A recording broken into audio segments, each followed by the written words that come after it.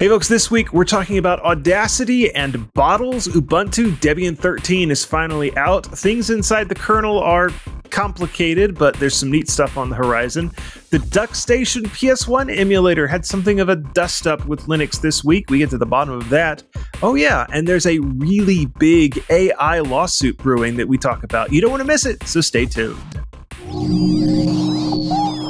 Podcasts you love. From people you trust. This is TWiT. This is the Untitled Linux Show, episode 215, recorded Saturday on August the 9th, unencumbered by the thought process.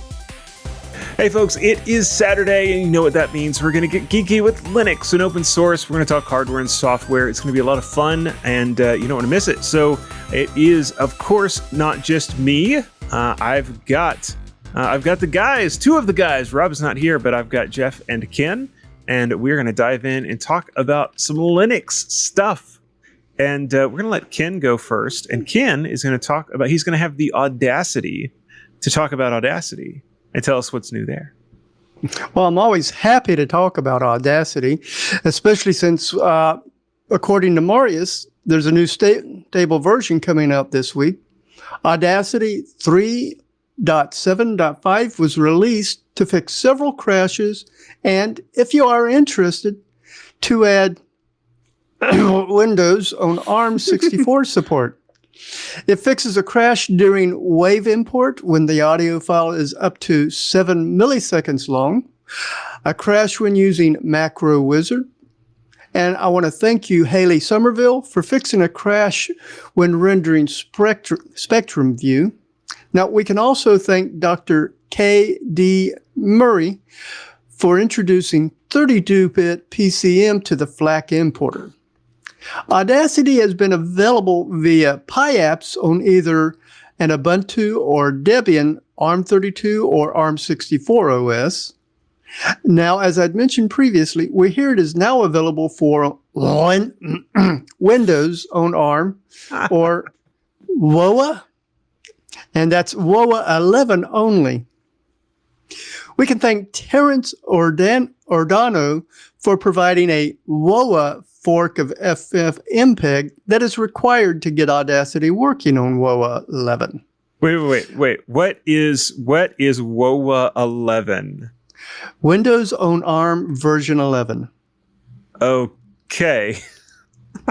And that's the only version that Audacity for Windows on ARM will run on. I see. Do you use Audacity for stuff, Ken? I've not actually for quite a while. I haven't touched it recently, but it's part of my workflow for ripping vinyl. Yeah, it definitely would be good for that. I hook up my USB vinyl record player and fire up Audacity and use it to record what I'm playing back. I'll play both sides into one long wave. Then I can go in with Audacity, mark where each of the songs break, and I can put in the names. And then Audacity allows me to convert that to a FLAC file for each individual one. I have been using Ardor for quite a while, but Audacity, there are a couple of things where it just works better. One of the problems I've had is like trying to go in and automatically trim silence. So I had some audio files that were sort of a podcast format, not exactly, but they were sort of long breaks of silence where someone was taking time to think about something, or I think it's actually where people were taking time to look at their character sheets and then roll dice. Was actually what the long breaks were for. But anyway, so I had all this audio. I'm like, I don't want to have to go through there and trim all of that silence out. And so both programs, Ardor and Audacity, have tools to be able to go in and clip out silence. It just works better. At least last time I tried it, it works way better in Audacity. It's a simple method with Audacity. I just mark where I want the silence to start, mark where I want it to stop, and then I can just hit delete and it'll delete that section out. I actually use it to insert silence in between the songs when I'm ripping from my vinyls. instead of having that crackling noise. But that's part of the essential experience of vinyl. And some people actually master that in, even if it's digital, just to get that analog type sound. Oh yeah, I've spent a little bit of time working in a recording studio, and that was one of the things that, for one song in particular, is one of the things we did is we used one of those plugins. This has been almost 2 decades ago now. Anyway, but we use one of those plugins to give a song that sort of crackly aspect to it, and yeah, super interesting stuff you can do. All right, do we want to talk about Intel again? Yeah, Only if it's good news. Well, looks like Jonathan's up. No, it's, Intel was always such a company that everybody loved to kind of beat up on. They were the 800-pound gorilla. They were the king of the CPUs for so long, but boy, now they're really on their knees. And I have a pair of stories this week, and it's not good news for the Intel Linux crew. Basically, it's all related to the layoffs at Intel and how it's affecting the drivers and support for the hardware. So, for example, the Intel CPU temperature monitoring driver is now unmaintained. This driver had a patch posted on the 8th of August that was from Intel Linux engineer Dave Hansen. It said, "This maintainer's email no longer works. Remove it from maintainers. Also mark the driver as orphaned for now." Basically, the patch removes Fenghua Yu as the core temp hardware monitoring driver maintainer. Well, he's no longer at Intel. He's now at NVIDIA, so he's not without a job, but not with Intel anymore. Maybe they'll open up more of NVIDIA's drivers as a result. Yeah. Let's hope. Stranger things have happened, but it's going to be pretty. My odds are not on. I'm not placing that bet. Yeah. Also hit is the Ethernet RDMA driver. While it's still supported, it lost one of its co-maintainers. So there's still one person now maintaining it instead of two. Tinfai Zhang is no longer at Intel, and that leaves the Intel FPGA DFL TOD driver, which is the time of day device driver for the FPGA chip, orphaned as well. M. Chetan Kumar is no longer at Intel, and the WWAN IOSM driver, basically, WWAN is Wide Wireless Area Network. Mm-hmm.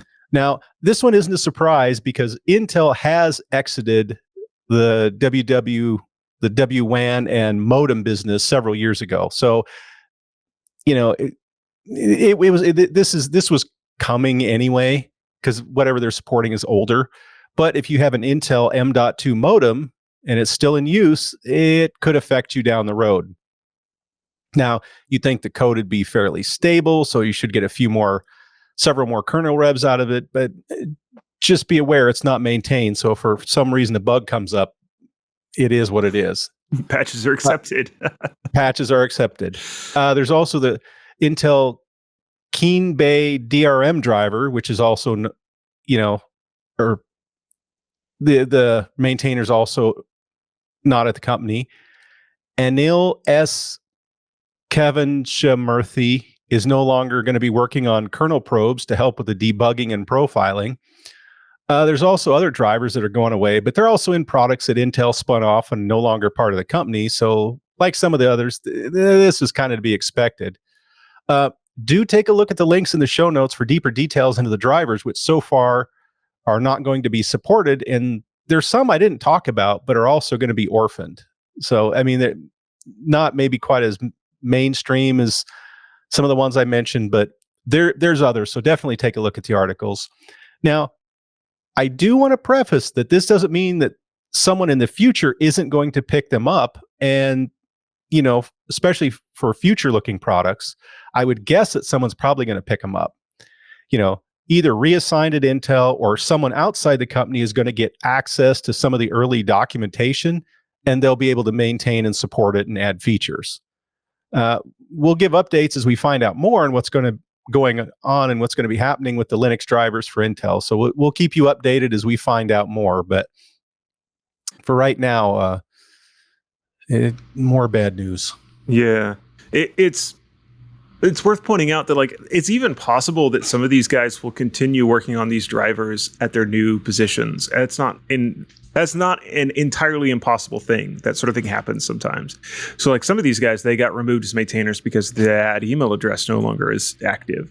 So they could just email from a new address and say, hey, I'm over here now. I want to continue working on this. Like this is possible. It is. And some of these, especially for some of the older products, the code probably doesn't get touched very much at all anymore. Indeed.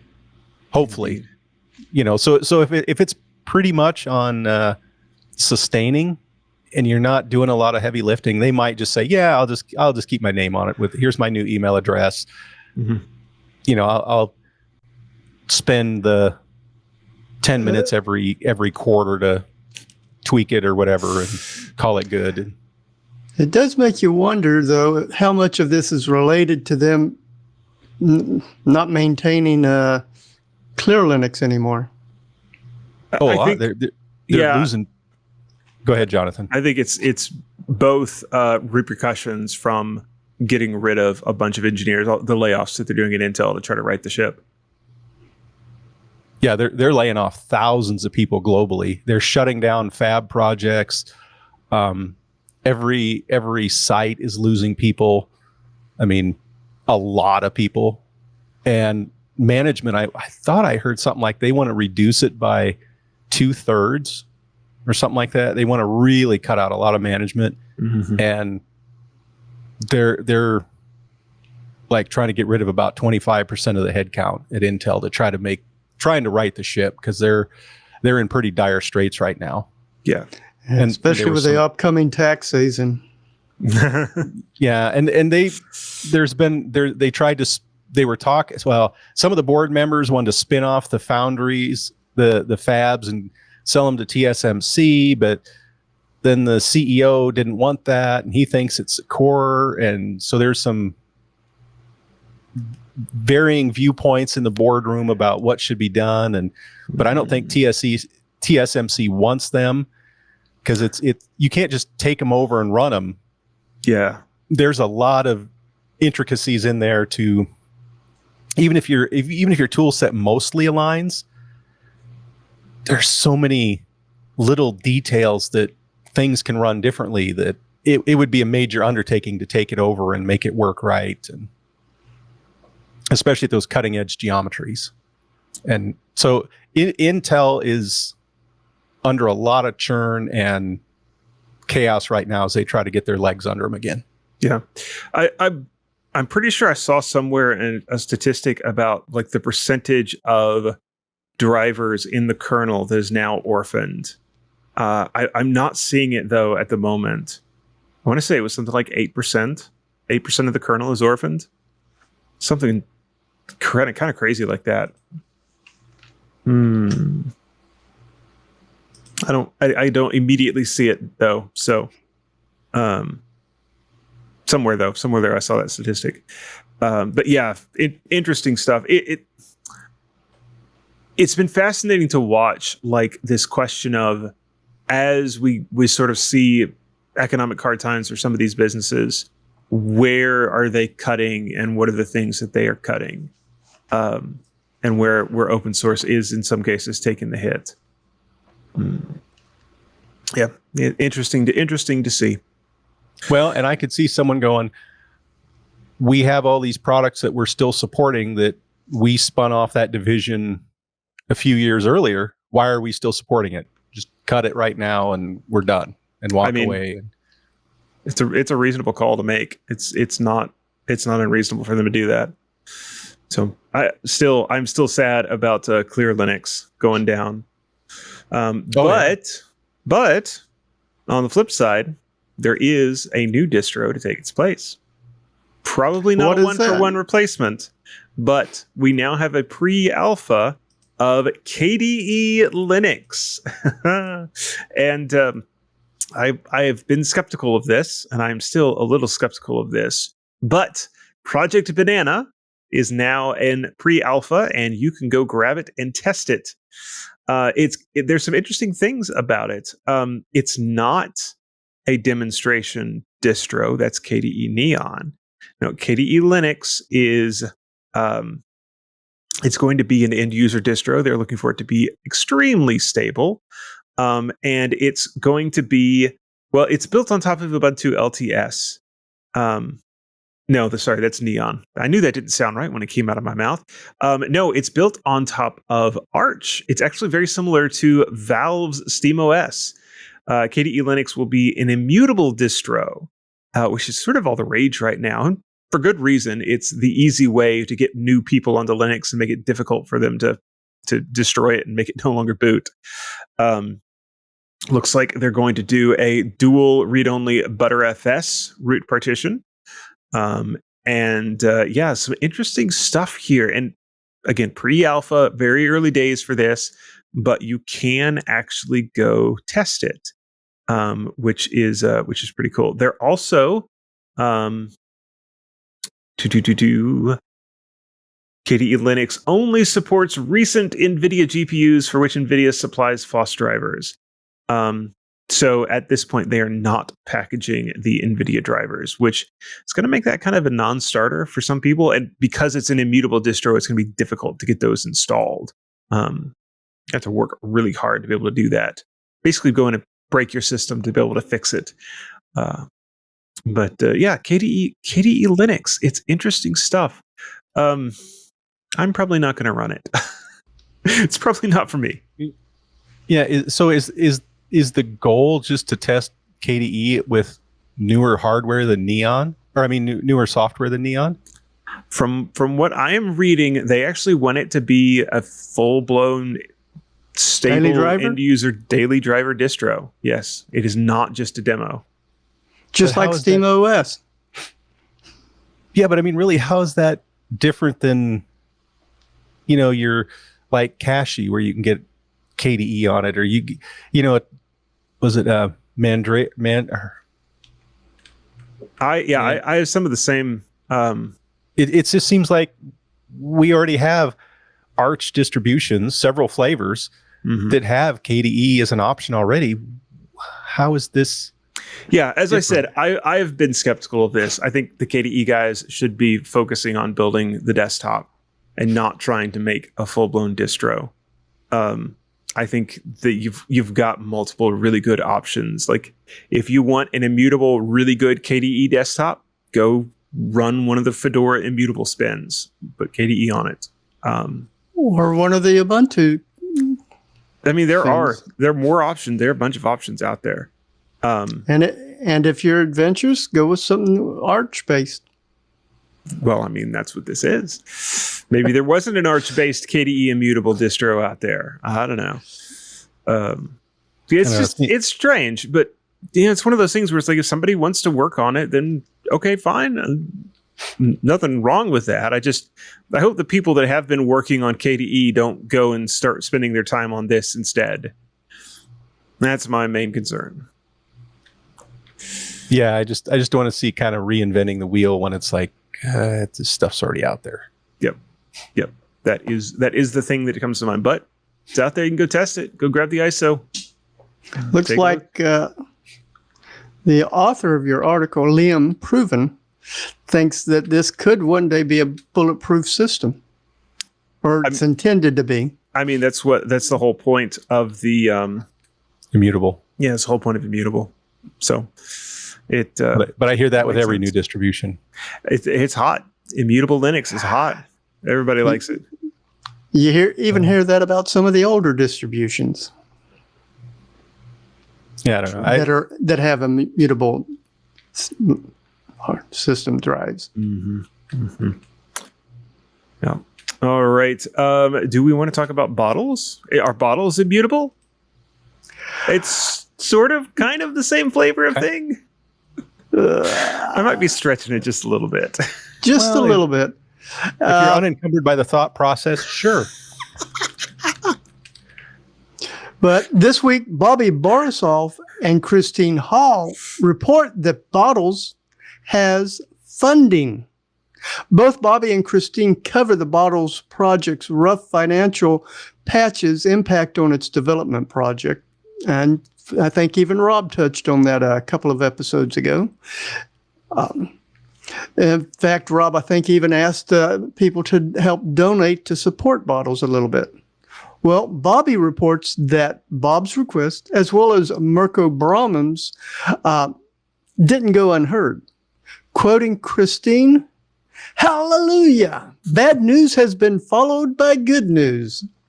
Founder and lead developer Mirko Brahman announced in a blog that Bottles received an NLNet Commons Fund grant that through the 2025 Commons Fund. Mirko said, "This support will help us accelerate our work on the Bottles next project, bringing a more modern and polished experience to running Windows software on Linux. The grant recognizes our efforts to build a better future for running Windows applications on Linux." According to Bobby, the NLNet Foundation support comes via the NGIO, and I think I'm getting that right, it's not NG10, but their Commons Fund, which is backed by the European Commission's Next Generation Internet Program, along with additional funding from Switzerland's State Secretariat for Education, Research, and Innovations. SERI, Siri?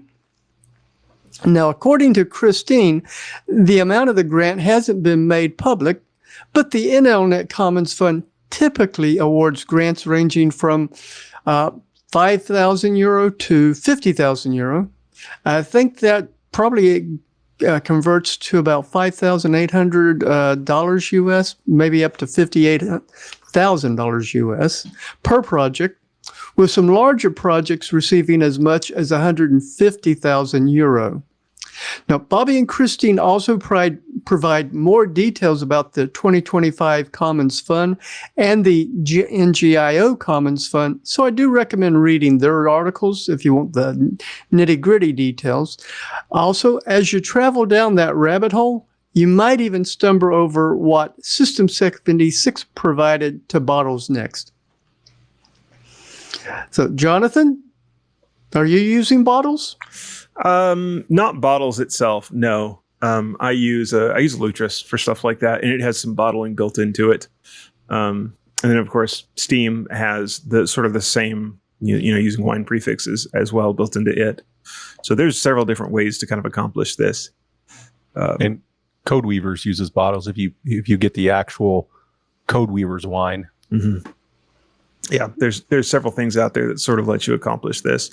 But nothing. It's neat to see the Bottles project out there, and good for them for getting some funding. I mean, it's always a very cool thing when you can get paid for the open source project that you enjoy doing. That's one of those kind of win conditions to life. Especially when it's by a government that endorses using open source. Yes, sometimes getting paid by governments has strings attached. Just extra paperwork and all of that. But Europe's leaning into Linux pretty hard nowadays. It is. And it's very interesting to see. Yeah. Getting away from some of those American commercial ventures. Yeah.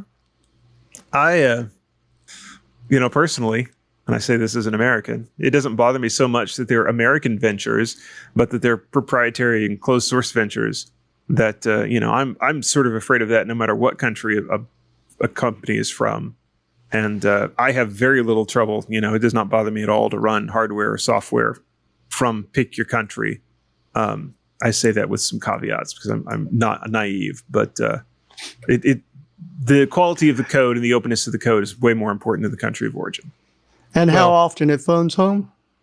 I mean, ideally, you can audit the code and see and figure that out. Well, when you look at it, certain parts of Europe left Microsoft for a Linux distribution that's based in America. I mean, Linux Foundation is in America. I was considering that. Yeah. And Red Hat. Red Hat is based in America. That's IBM. Yep. But you can tear it all apart and see what's in there. Mm-hmm. Or fork it. We know people that have done that too. Yeah. Indeed.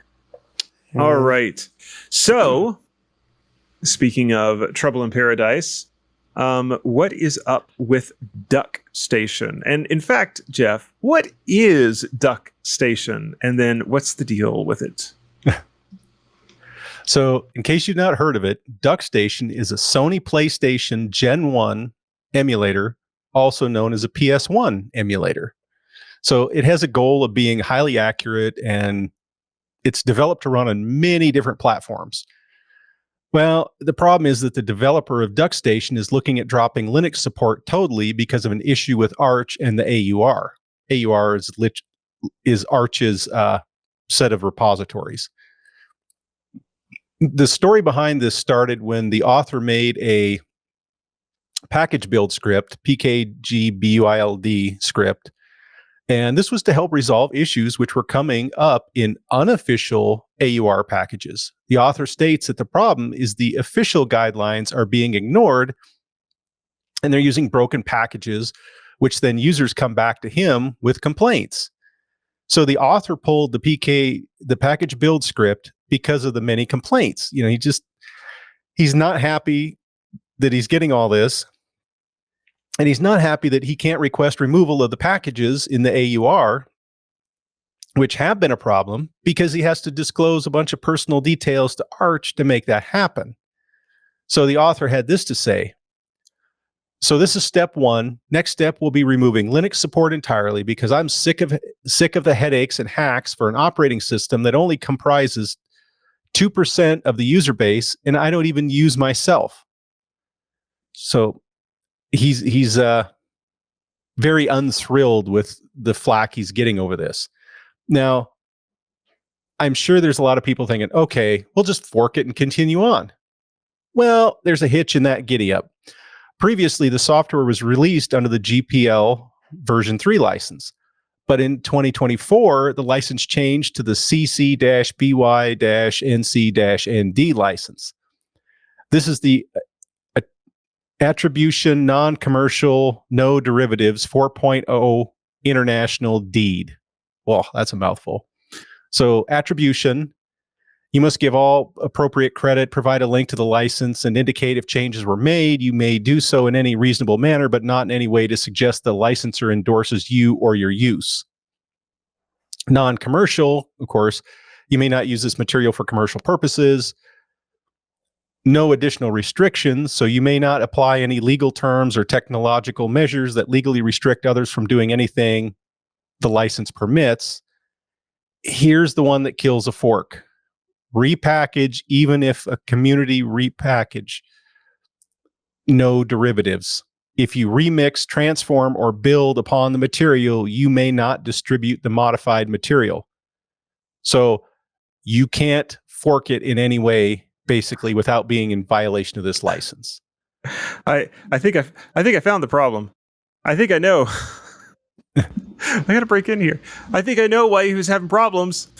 He wrote a license that says that the AUR guys can't fix anything when they find it. Of course they have to bug him about it. He holds the keys to the kingdom. Nobody can. Oh my goodness. Yeah. Well, there still is hope, though, because the author did make a statement that he expresses hope that the Linux community might become more reasonable about these issues. So He wrote a license that says that for any fixes to make it into his source code, they have to go through him. And then he complains when people bug him about problems. This is someone that does not understand how open source in the world works. This is not an open source license as well. It's a source available license. But this is somebody that just does not get how Linux works. Yeah.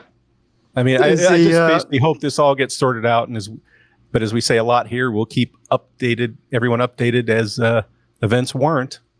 Is the older version still under the GPL version 3 open source? And how far back is that going? Yeah, well, 2024 is when they switched over. Late 2024, so there's 6 months worth of work or so. You could one could make the argument that depending upon how they did that switch, it may not have been legitimate. And so if there are people in there, if people that hold copyright in there that did not consent to that, then there's an argument to be made that the whole thing is still available under the GPL v3. A lot of people out there don't understand how the GPL actually works. This would be interesting to dig more into the source code and the Git history of it, and all the people that are in there and how they did this transfer over to a different zany license. And whether or not it would be worth going back far enough in the history and forking at the point before the new license came out. Yeah, you could do that. You could absolutely do that. And I don't necessarily have a problem with the Creative Commons licenses. Like, some of them are great. I've released some text under Creative Commons, text and pictures under Creative Commons before. They're not good source code licenses. That's not what they're made for. And that's, source code does not belong underneath Creative Commons licensing. They're more for when you're releasing documentation, isn't it?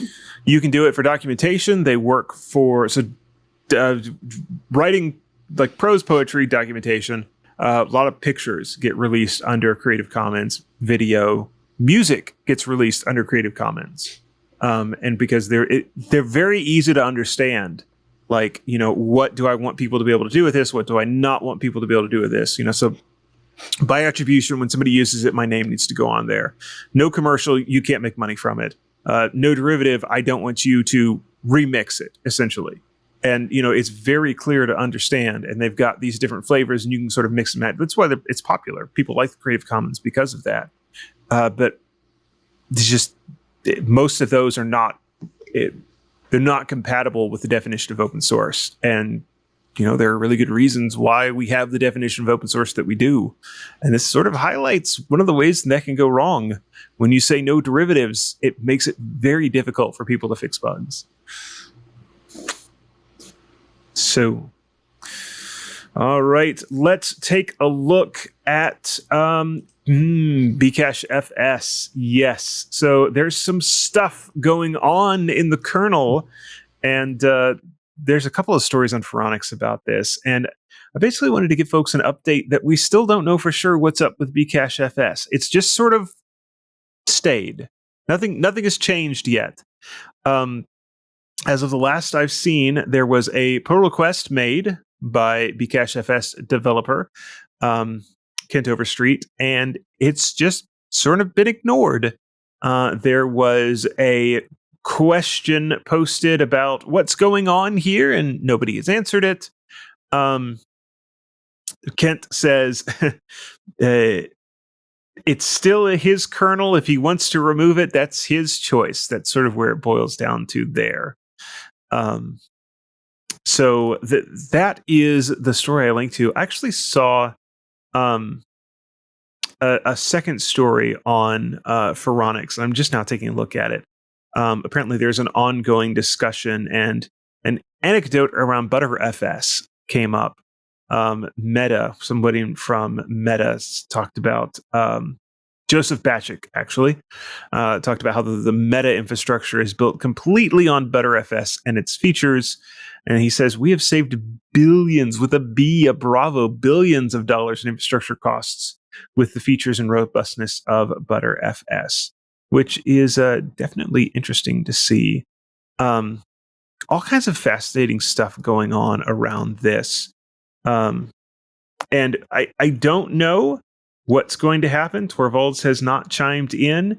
It's sort of beginning to look like this is just a one cycle timeout for the Bcash FS project. And so, there is some hope that in 6.18 everybody will start to play nice again. But when you say one cycle timeout, is that including the last timeout he had, or this is also going to the 6.17 will be another timeout? So the fight happened during the 6.16, right after the 6.16 merge window, right? And so I'm thinking that, and we're almost to the end of the 6.17 merge window, and my guess is that just for all of 6.17, he's going to be timed out, like just sort of ignored. And once 6.18 comes around, hopefully cooler heads prevail and they start accepting code again. I am not good. Good, Jeff. Well, I was gonna say, because 6.18, it was supposed to be marked stable. That was the plan that Kent had. Yeah, we'll see. We'll see what happens. I don't know if that'll happen or not. If it can, I am not a fan of the idea of not accepting code because of personnel issues. I think it's a problem because people actually depend upon this code and important stuff runs its code in some cases. And so I don't think that's the right call. But obviously I am not Linus Torvalds, and I do not get, my opinion is worth about the amount of breath it takes for me to give it on this podcast. But that's where I come from. I think the code is more important than the personal issues. Because when you're talking about the Linux project, the code is the project. And so, that's what should come first. Obviously, not everybody agrees. And your opinion is worth the price of a subscription to Club TWiT. Oh, is it worth that much? This What week, we're all paying. I suppose that's true. That is what we're all paying. All right.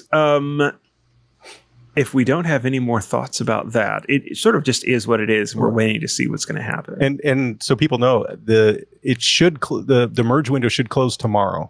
Yes. So all of the fun new stuff that's going to land in 6.17 has basically already landed, and then it's so we're ready to talk about some old stuff. We can talk about some old stuff and some new stuff, things that are old or new again. Take it away. Well, last month we saw Ubuntu 24.10 reach its end of life. Now, this month, Marius Nestor and Michael Larabelle write about an even older version that keeps improving with age. I am talking about the latest point release for the long-term supported Ubuntu 24.04 announced by Canonical. This is Ubuntu 24.04.3. And of course, this is an LTS, so it's going to be supported for a while. Now, according to Michael, Ubuntu LTS point releases are predominantly for bundling up all of those security and bug fixes into stable that were provided through stable release updates that have been shipped down already to Ubuntu LTS users. Now, the new point release makes it more convenient for quickly deploying new Ubuntu LTS systems with the stable updates over the past several months already included. Now, according to Marius and Michael, Ubuntu 24.04.3 LTS is powered by Linux kernel 6.14 and the Mesa 25.0 graphics stack from the newer Ubuntu 25.04 release. Now, according to Marius, we can expect the next point release in February of 2026 for Ubuntu 24.04. Now, I do recommend reading Michael and Marius's articles, just if you want to find out what I didn't cover.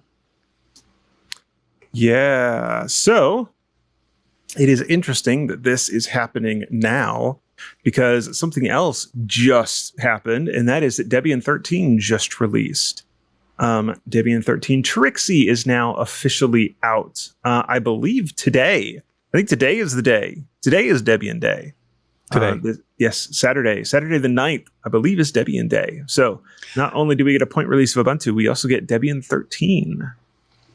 I'll have to see if I can upgrade Linux on my Chromebook to Debian 13. Are you running Debian 12? Vanilla Debian 12? Not the Chrome OS thing?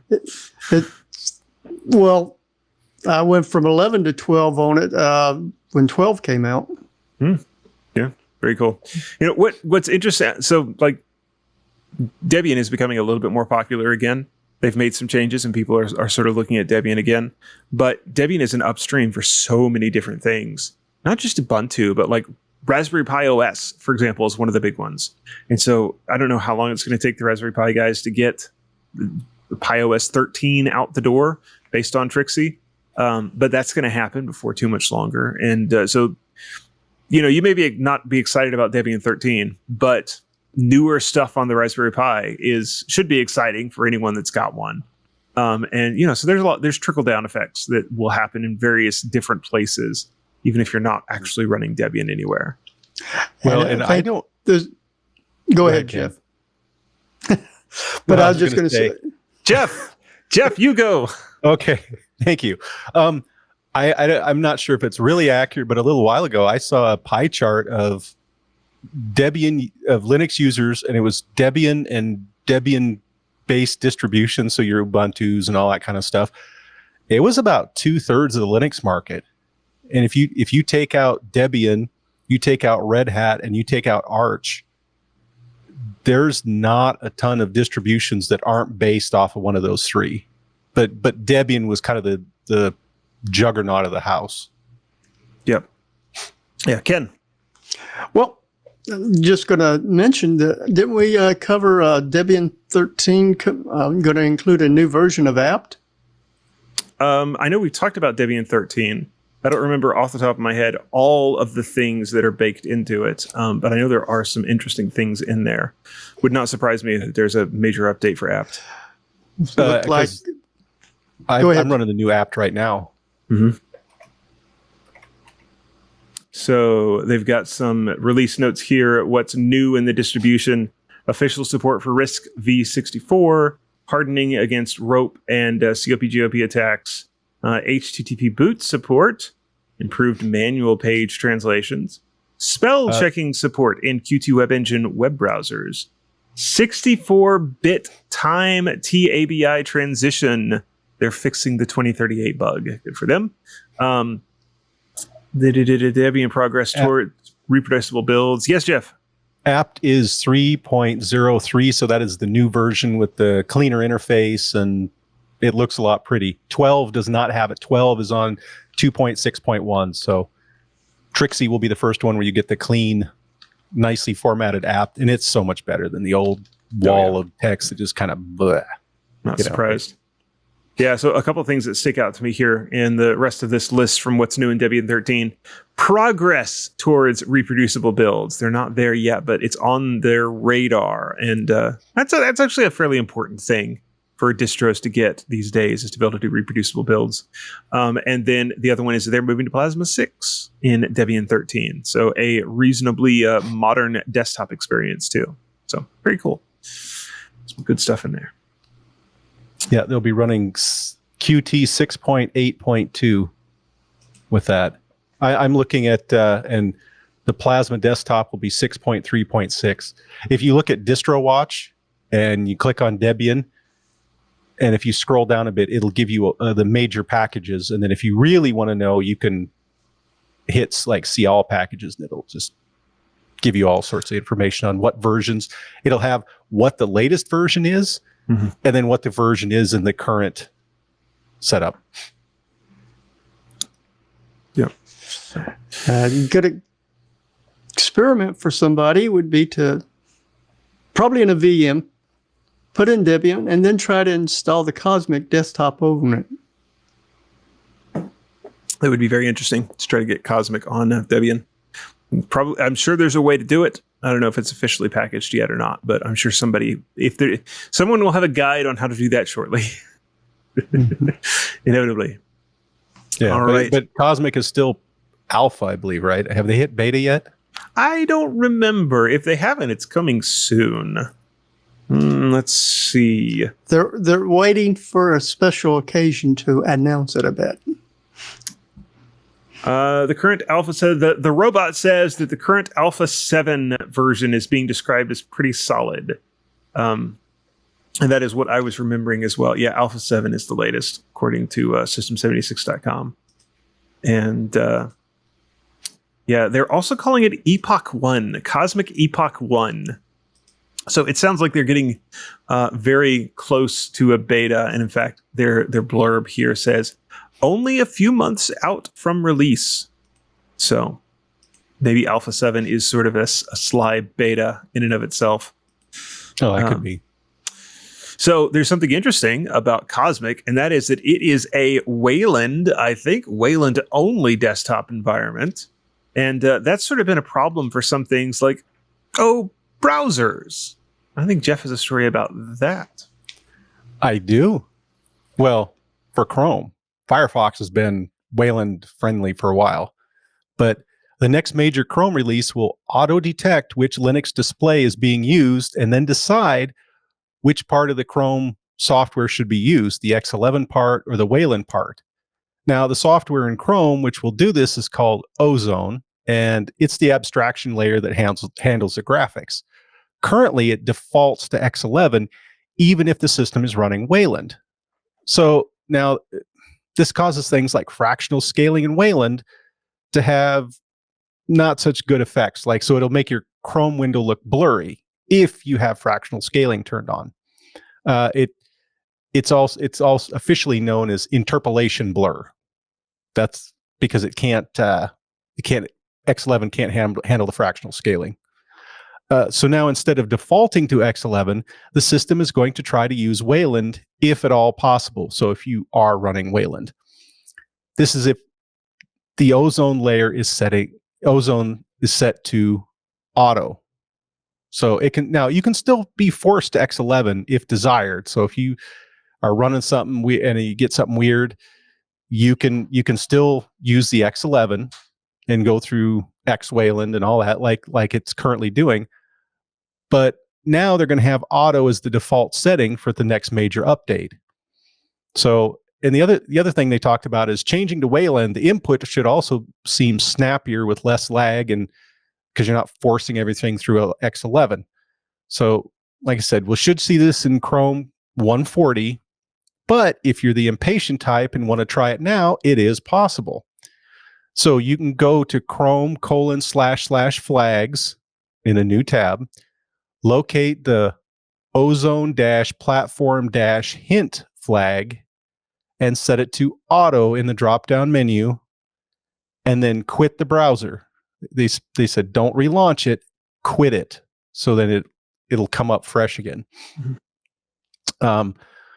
When checking the setting, though, it might already be set to auto, and that's something that's not totally unusual. So some distributions make the change while they're packaging it, and if you have a different browser based on Chromium, some of them also enable it. So while it's not the default officially from Chrome, there isn't anything totally out of the ordinary if you already find it on auto. So, like I said, there are a couple cases that somebody could be switching that ahead of time. Now, Google held off until 140 release because depending on how old of a version of Chrome you're running, you could have bugs. They felt at version 140, all the bugs and quirks in dealing with Wayland should be ironed out. So, but the author of the article that's linked in the show notes says that they've been using it for years and there have been no issues. So depending on what you're doing, your distribution, probably a ton of variation on what versions of various files you have, you might not see the issue. So take a look at the article linked in the show notes, give it a shot if you're the adventurous type, and see if you can tell a difference. If you're not doing anything that requires, real quick twitch and you're not doing any fractional scaling, you might not even really notice anything, but if you do see issues, or maybe you don't, let us know in the Discord what you're finding. Give us thoughts on that, and always happy to hear. Yeah, interesting stuff. I know when I went and did some fiddling around with trying to get various things in Chrome working with my Fedora KDE desktop, that was one of the settings that I went in and played with to be able to force it to use that Wayland backend. The first time I did that, it was very buggy. It was not a great experience, but it has gotten better and better. And I think I'm running on auto right now, and so it is indeed. It is running on the Wayland backend, and it's at the point now to where, I basically don't see a difference between that and X11. Everything pretty much just works, except for Windows restoring to where I left them on something like a reboot. That's not there yet, but progress is being made. Does Firefox restore to where you left it? Not under Wayland. That feature just recently got added to Wayland. So it'll be another, iteration of KDE and another couple of versions of the browser before all that actually starts working in practice. Hey, I just checked mine, and my Chrome is just on default, so I'm not on auto. Yeah, that makes sense. I think that's probably going to be what most machines are. But I hardly ever use Chrome other than it for this restream. I use it for the restream. Once a week? Use it once a week to do the show because Firefox, for some reason, is not necessarily happy about it. Yeah, it won't pick up my virtual camera. It'll pick up my real camera, but it won't pick up my OBS virtual camera. Yeah. I'm trying to real quick check what mine is set to on this machine. I bet it's going to be... Yeah, it's set to default. Not a huge surprise. So you're using Chrome or Chromium, Jeff? Chrome. Okay. I've got both loaded out. Check them after the show to find out what I'm sitting on. Makes sense. Yeah. And I'm currently at version 139 point random numbers. So next update should bring it. Yeah. All right. So I've got one more story to cover and talk about. And this one is not directly Linux, but it is something that we cover on the show from time to time and that I know a lot of people are interested in. And that is the big AI lawsuit is happening, or maybe is happening. And there's a couple of things here that I found very interesting. So this is a class action lawsuit. And it is potentially going to be the largest copyright class action lawsuit that has ever been allowed to proceed. And it is quite a few authors versus Anthropic and Anthropic AI. And apparently they're trying to get up to 7 million people in claimants, the technical term, in this class action lawsuit. And so, it's going to be Anthropic AI versus these 7 million people. And the interesting thing about a class action that is that large is if it goes to trial and the trial swings in favor of the people, then the potential for losses from it is huge. There's one line here in the Ars Technical article that there's the possibility of $150,000 fine per work, I believe it is. So for each book that they loaded into the Anthropic AI, so hundreds of billions of dollars in potential damages. It's a lot. It's big. So when you talk about something this big, most companies will settle if they can.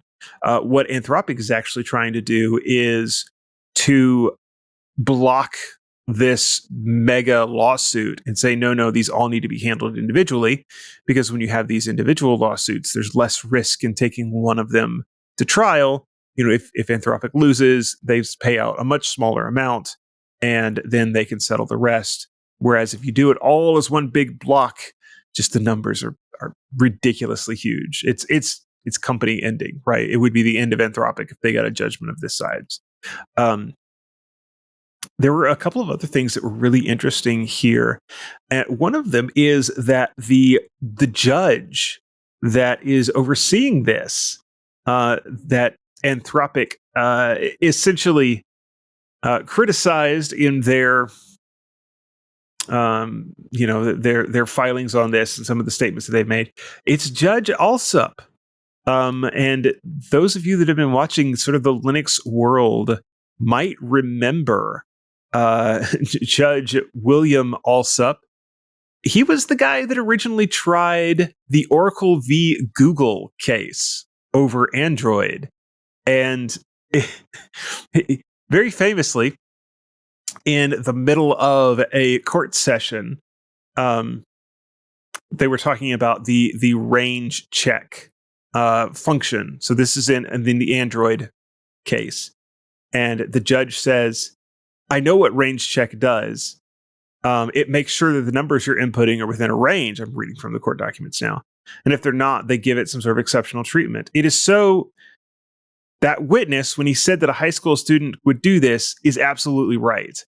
And so this was sort of the statement that people recognized from the middle of that that legal battle, that courtroom drama.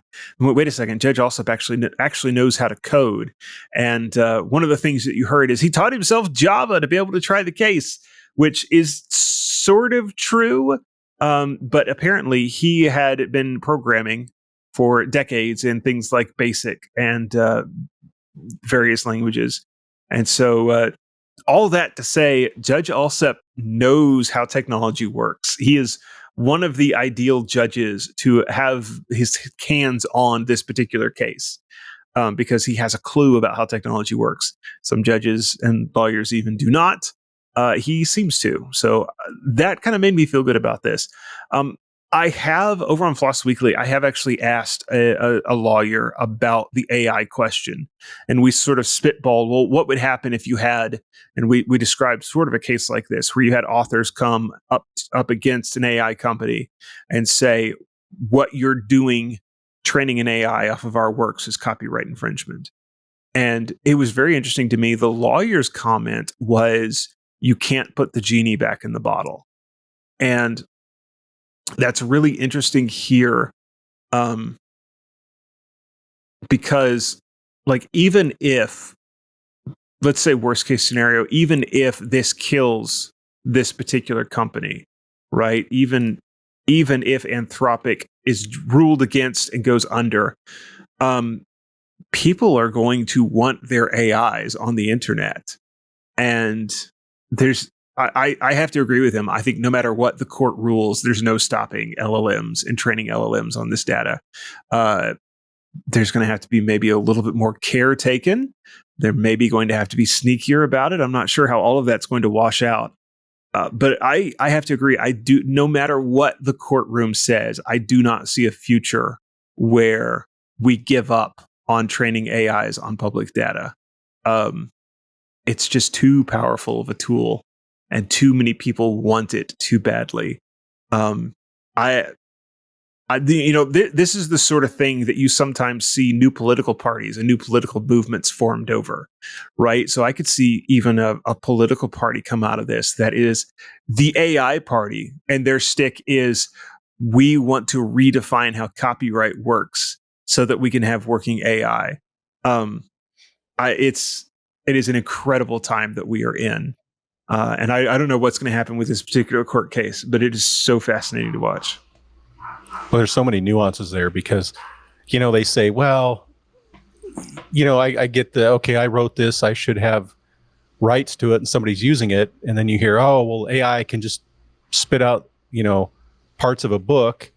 But then I've also heard, well, to get it to do it, you got to like pre-feed it a couple, paragraphs to get the exact, which seems kind of funky. And I don't know. And I agree, copyright laws went too far. I mean, that was Disney that kept pushing that. Yes. And they wanted it longer and longer until they realized, oh, we can trademark our stuff and then it doesn't have a time limit. Mm-hmm. So then they quit pushing copyright out for years and years and decades. And I know there's been a lot of issues with Google trying to preserve old books where they got to try to track down who, a lot of kind of orphaned books, like who owns the copyright. And there's people that don't even realize they own the copyright to a book because somebody's great uncle wrote it, wasn't a huge success, wasn't, just kind of faded into history. Google wants to preserve it. And then they've knock on your door and go, hey, can we preserve this book? You're the owner of it now through, legal rights of, they passed and didn't will it to anybody, but you're the surviving relative. So it's now yours. And, there's a lot of books that'll probably could die away and other copyrighted materials, music and whatnot, because who's the owner? We don't know. And it's on mediums that aren't going to last. And I don't know. It's a mess. Mm-hmm. So the central question with AI here is training an AI on these copyrighted works, is it a transformative act. That's sort of the legal jargon way to put it. And I guess if you were to try to boil that down, what you're asking is training an AI similar enough to what happens when a human reads a book? Like, because we read these books, we remember parts of them, we sort of integrate parts of them into our thought process. Is it essentially the same thing that's happening when an AI reads a book? Or is an AI just copying the book into its database? Well, I would say that in actuality, it's somewhere between those two, right? And then you have the legal question of, okay, how do you handle that in-between thing that's new and we've never had a technology do this before? Is training an AI like training students in a school? That's the question. That's essentially the question, yeah. Where the schools, when they give them a reading assignment, say, there's copies available in the school library. Yeah. Yep. And So you could argue the school purchased the book. They did. So the question is then the act of reading the book is going to change the way that the student thinks. Is that a copyright violation? That the book is now imprinted into the student's mind?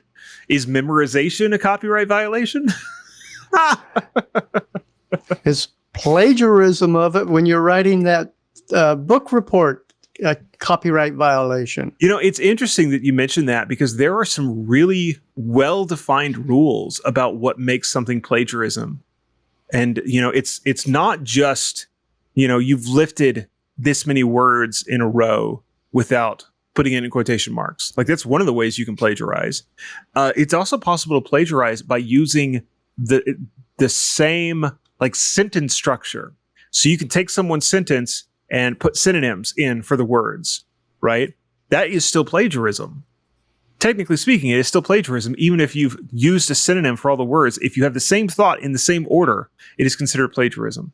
And so I guess that it would be an interesting test case. Like, are AIs plagiarizing books? Maybe that is the better question to ask. Think of it that way. Plagiarizing the authors. So all you need to do is they just need to make their AIs talk like Yoda, so it's not in the same order, and then everything's okay. It doesn't work that way. Or to rearrange, we will. There was a book, I think somebody at the EFF published, The Right to Read, that sort of ties into this. And it was a little fiction story about sort of this dystopian future where that idea of copyright extends all the way to reading. And so for someone to read a book, they have to have a license to be able to read it. It was, you know, it's a dystopian future warning for what a possible future. But I'm reminded of that in thinking about this AI question, ironically. Well, and you know, it gets more complicated too, because okay, you feed a book to an AI. It takes the words and it tokenizes them, and it's doing a lot of analysis on them. So it's not like it just, I have a complete unbiased copy. It does some kind of rearranging, I guess. Digitizing? It's much more than just rearranging or digitizing, though. So, like, if you were to pull apart the source files for an AI, like the actual binary files, and look at those tokens, they are completely incomprehensible. It looks like just noise, right? You cannot open the files of the AI and find the book. It's not like it's a database where they have just sucked the book in. Where they tokenize it, it is completely incomprehensible because it's been mapped to a neural net, essentially, and so it's all weights. It's not the actual text anymore. Speaking of text, have either one of y'all studied what goes on when you do conversion from text to speech, or just generating speech on a computer? Not in depth. I've played with it a little bit. I played with it enough to understand that what you're getting that computer to do is just, when you try to get it to say hello, for example, is combine those trying to think of the actual term. Phonemes, I want to say. Mm-hmm. Yeah. Together so that it sounds like you've got that computer saying, hello. I'm not sure that the modern LLM take on that is exactly that structured, though. I kind of suspect that LLMs are doing it through the neural net way instead of breaking it, like structured breaking it into phonemes. But I've not looked up deeply into that. It's more of like ingesting in the patterns of the words, kind of, and then there's a lot of statistical analysis type stuff going on to how often it's a word like the shows up, and it's not just storing it in a different format. It kind of it's all, you could say, well, it's almost like the human mind where you're not going to get the exact same thing out. Mm-hmm. And so it's not just like, oh, there's a database of the book. It's just holding an exact copy. Well, they're going to have to get into like, here's how we tokenize it and all the manipulation that goes on. So the final product that is stored is kind of in a big pile with everything else. Mm-hmm. In other words, it's basically using its internal biases to determine how it ranges all that information internally. Essentially, I saw someone describe. I watched a video a couple of days ago where someone described a very simple, like single neuron neural net, and it was the idea of you could program this thing to identify like L's versus E's. I think it was something like that, and so it was a grid of like 4 by 4 pixels that were either black or white. And then the controls, they had a grid of 4 by 4 knobs. And there was this little algorithm where it's like, okay, you go and you twist the knobs by this amount for each of these different cases. And then you change what you're looking at and you do the same twisting action again. And so you end up with the knobs moved to like these, some of them are moved to very extremes and some of them are like right in the middle. And at the end of it, they actually had a 100%. Now, this again, it's a very simplified case, but they had a 100% test case where this little single physical neural net could identify the difference between an L and an E, or J and an E, I think it was actually. And what it did is it took those pixels and it derived weights, the settings for each of those knobs. But you couldn't look at the settings of those knobs and go, oh yeah, that one's an E, or look at the pattern that the knobs made and go, oh yeah, I see the E. It didn't work that way. And that is like a vastly simplified explanation of what a modern neural net does. It's translating all this stuff it ingests into these very opaque tokens and then weights that go along with them. It's super interesting. And I think we really do need some solid court rulings on this. Everybody that's been playing with LLMs and AI, like the companies making them, have been in this weird gray area for the last few years. And it's going to be very interesting to see what. So we've got some witch trials coming up.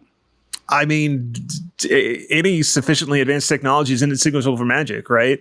And I think we're definitely there right now with AIs and LLMs. I cannot look at the files and understand what it's doing. That's for sure.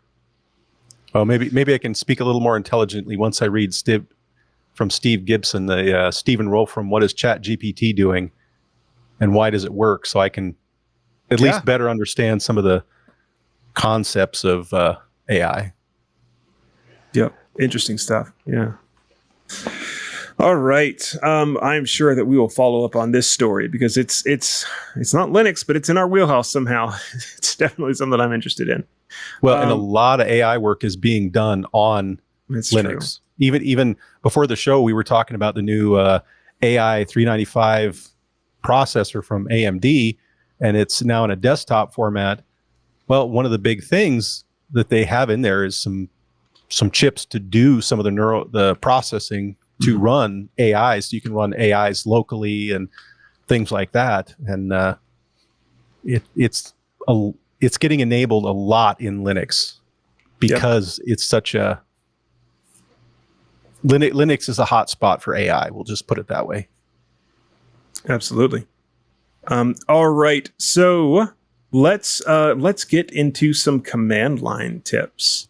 And one of the things that Ken brought to us was some not WireGuard.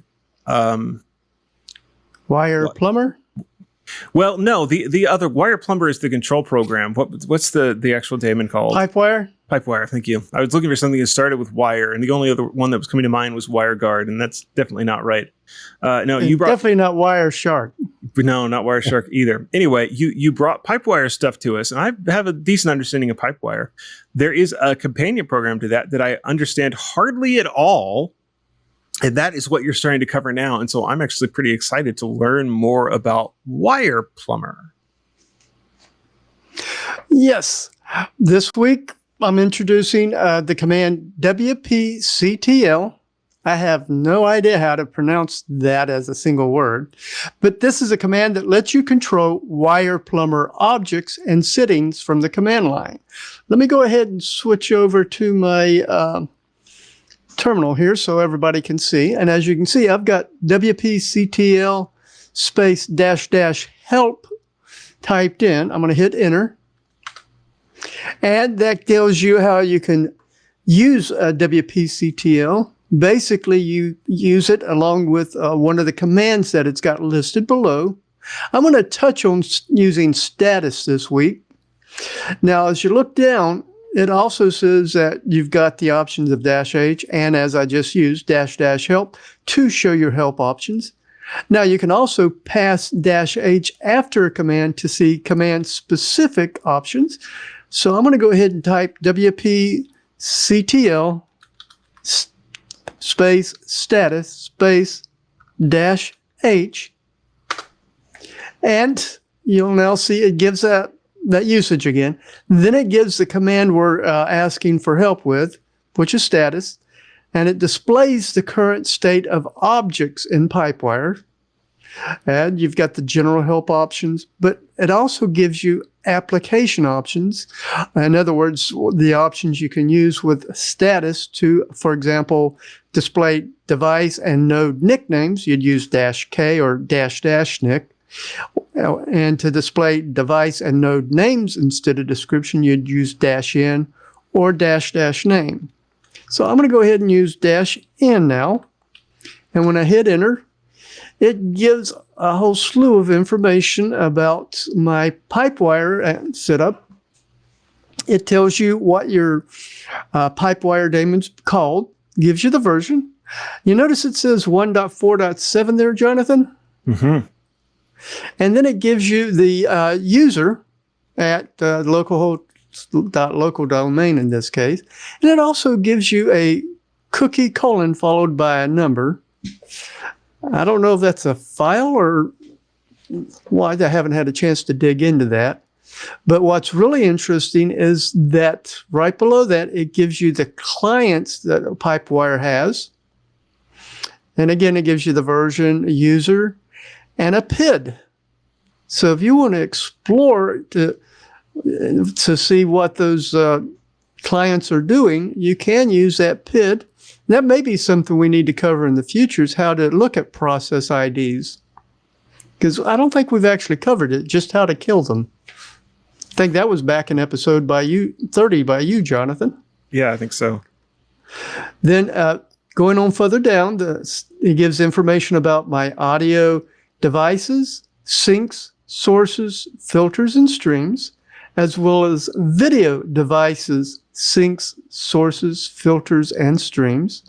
And you notice it's got, for those of y'all listening, the streams has 2 streams from K Wayland to Plasma Shell, and then also showing from Plasma Shell to K Wayland. One's an output to an input, and the other one's an input to an output. So basically the 2 back-to-back. And then it shows your default configured devices that are in your settings. With my Tumbleweed, I've got the virtual sync that I had set up called MySync. Remember when we played with that what was that, over a month ago? Mm-hmm. And then it's showing the audio source, which is alsa_input.pci. Now, here's what this looks like without that -n to give me the names of everything.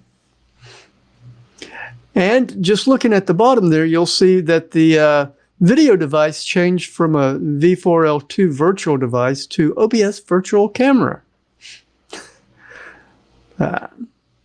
As well as the audio devices changed to built-in audio, analog and stereo. What's interesting is for the audio devices, it has over to the right, it tells you that it's using ALSA. And for the sinks and sources, it gives you the volume that it's set to. There's some other commands that you can use with WPCTL for controlling that volume that I want to touch on in future episodes. Very interesting. All right. Jeff, what do you have? So this is not quite the normal command line tip, as it isn't a command that's new, but it's using ones that we've already talked about in the past in a new way. So you can use this to clear RAM memory cache, which is where the kernel keeps a lot of its often used data, so it doesn't have to load from disk. You can use it to clear buffer memory, which is a little different than the RAM memory cache in that it stores data being transferred between things like a CPU and a hard drive or a SSD. So it's kind of lets storage system components and things like that run at different speeds and have a smooth intake and output of data. And we're even going to talk about swap space, so how you can clear out swap, which it's a section of disk that works like RAM. It's for when you run out of your regular memory, and it can be used on the drive. So it's kind of like virtual memory. It's a lot slower, but it keeps the system from crashing. Now, to clear the memory, but not the swap, so this is just the memories part of it, use the command sudo space sync. So that says flush all your drive buffers, so it writes everything in the buffers to the drive, that if it hasn't already. Semicolon, which says, okay, start another command. Echo, and then either a 1, 2, or 3 space greater than symbol to the /proc/sys/vm/drop_caches. So if you put in a 1, it clears only the page cache. If you put in a 2 there, it clears the D entries and inodes. And if you put in a 3, it clears the page cache, D entries, and inodes.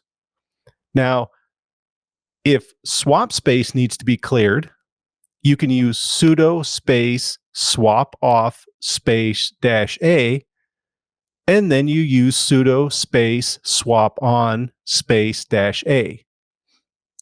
So that will clear your swap space. Now, the article does go on to say that, you really shouldn't be doing this unless you really know what you're doing.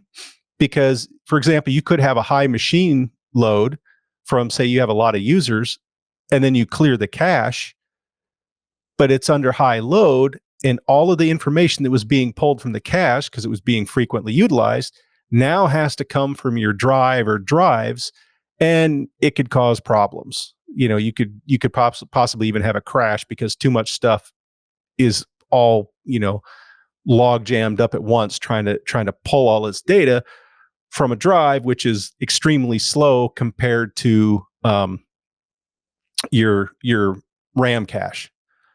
But there are times you could have a need based on what you previously ran or something like that. You've got to free up stuff for a new workload, things like that, but you don't want to reboot the machine. Rebooting the machine will clear everything as well, but sometimes you have to keep things up, and this is a way to clear that stuff out while keeping it up. Now, if you do have a need, take a look at the article in the show notes for a lot of details on, what this is doing in your system, all the risks, the rewards. It goes into a lot bigger detail, a lot greater detail of the ins and outs of this. But yeah, I didn't know that you can use that drop_caches file to reset some of your buffers. So Happy cleaning. Very cool. All right, I have got a quick one. It's a command that we've never touched on before, and I was sort of surprised that we had not. It's TR, which stands for translate, and this is an old Unix command. One of the originals, I believe. I think it was around way back in the day, like a lot of the commands are that we use, and it just lets you translate characters in a string. And I needed this week as a part of a bash one-liner. I was taking some hexadecimal data that was in like a 0xAB space 0x23 space, and like it was in uppercase. I needed it in lowercase. So I started looking around. It's like, okay, which of these tools is going to be able to convert from uppercase to lowercase? And I came across TR, and you can just run this TR, and then it's open quotes, open square brackets, and colon upper colon, and then a space. Then you colon, close your square bracket, close your quote, and then a space, and then another double quote, another open bracket, colon, lower colon, close your square bracket, another quote. And that will translate everything uppercase in the string to lowercase in the output. TR can do more than this, but that was what I used it for. And so the little one-liner I've got in the docs, in the show notes here, is to echo the word test with a capital T, pipe it through TR with this invocation, and it will output a lowercase test. And it will it'll convert it for you. You can convert it the other way just by swapping the two. And again, like I said, there's more that TR can do. Take a look at the link in the show notes if you would like to see a bit more that it can get up to. But another tool to have in your bash Swiss Army knife, your bash tool belt. It's a great way when you need to do a conversion from upper to lower or lower to upper. Absolutely. And Jeff put in our the Discord chat, I think it's also gone out on the main chat, alias that I was using back when I was on my Lenovo Think Center, because it only got 4 gigabytes of memory on it. Mm-hmm. Oh, okay. I'd run that alias just to clear out some of the swap files and all, and memory. Yeah, absolutely. All right. It is time to get to, we're down at the end of the show. It is time to get the last word in if the guys have anything. And Ken, you've got a little story. You've got a link here in your ending notes. What do you want to plug as we tell everybody bye? I came across this article and I do apologize. I know I'm going to mispronounce this because it doesn't have that many vowels. VSR or VSR. And he wrote about repurposing old CD and DVD players with some interesting DIY hacks. In fact, the story covers how to convert it to a laser engraver, a CNC plotter, and even a robotic arm. Interesting read. Yeah, absolutely. All right, Jeff. I was going to talk a little bit about, and I'll put a link in the show notes to a video that ran the Bonneville Salt Flats this last week and wound up setting a record with my motorcycle. So that was a lot of fun. I got to meet a lot of interesting people. The Salt Flats, for those that maybe don't know of them or never been around them, the Bonneville Salt Flats are where a lot of land speed records are held. Many miles of flat salt. It's kind of a hard surface with almost kitty litter, or if it's like you had a asphalt road and you just dumped a whole lot of table salt and rock salt on it. So it's traction is a lot of problems you can have, but you can get a lot more speed on asphalt. But we went out there, we ran. So it's a 3-mile course that we run on, and then you have a few miles to slow down after that. And they take your average speed at mile 2 and mile 3, because we're on the short course. We're not fast enough to go on the long course. You do see, vehicles out there doing 450, 500 miles an hour. They're on a much longer course than we are, but you take your best speed, the average over the whole mile, and then if you qualify for a record, you have to come back the next day and do it again. And say your best speed was at mile 3. On the second day, you average the speed of mile 3. You can take mile 2 and mile 2, but you cannot take mile 2 and mile 3. But you average the speeds together, and that is what your record is. Our record for 3,000cc motorcycle, modified, partially streamlined, is 154.506 miles an hour.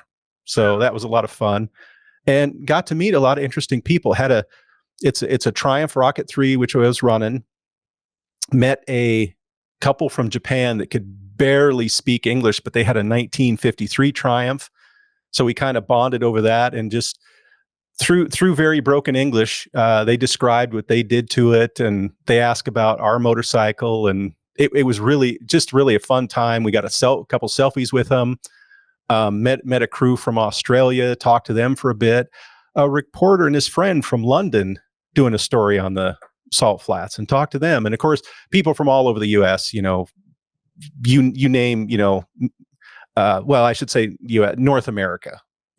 Mexico, U.S., Canada, all over in there. So, yeah, it was a great time.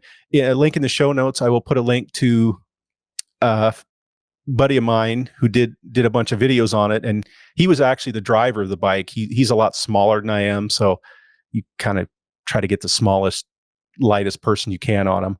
But there's a whole video series, Flat Cap Cafe Racer, on YouTube, and you got a lot of videos of it out there, and what it looks like to run down the salt, and what we were doing, and it takes a team to do it, and it was a great time. So